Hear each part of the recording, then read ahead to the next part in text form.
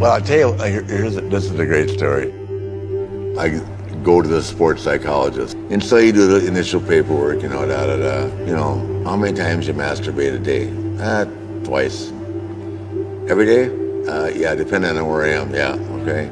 And then, that's the first question, right? Then, so how much do you drink a day? I said, I'll drink at least 10 beers and probably 5 mixed drinks. He said, well, how many days a week do that? I said, every day. He said, how do you mean every day? I said, I work every day. I drank the beer in the car, I get to the hotel, and I drink vodka. He came out of his chair like that, right? You drink every day, 7 days a week, 365 days a year, and you've been doing that for how long? I said, well, let me see, it's 1989, I started in 72. You do the math, almost 20 years. He said, that's not possible. We said, oh yeah, it is. By the time I got through with that son of a bitch, he was laying on the couch and I was on the chair talking to him. That's the way it is, Doc. Come travel with me for a week.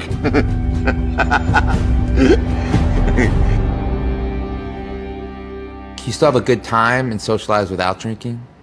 I don't know. I've never tried it. Why would I? If I couldn't go out, I was miserable. When I was in working in an area where there was no nightlife, like when I used to have to go to Kansas City and go to Wichita and all those little towns, man, I was miserable. You know what I mean? I like to go out and have fun. You have to do something after you wrestle an hour in front of 200 people. That's not easy. You know what I mean? Why can't you just go back to your room and watch TV and hang out by yourself? I don't know. That's a good question. We were in some little town, and we were staying at a Holiday Inn. And we went to the bar after the show, after the TV taping, in the hotel. There might have been 10 people in the bar.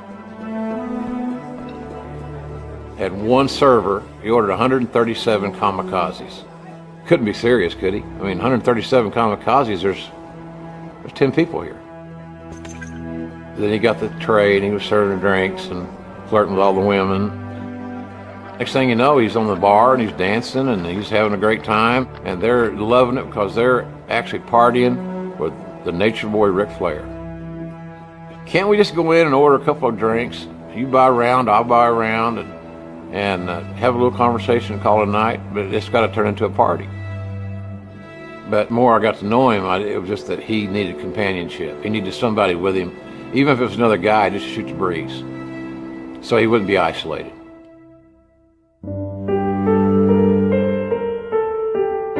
I don't know how you drink every day for years and not be considered at least a problem drinker. There was hardly a day that he went without having at least several drinks. You can be an alcoholic and be fully functional. I never saw him show up at the show inebriated, but Flair could drink. How he still has a liver, I don't know.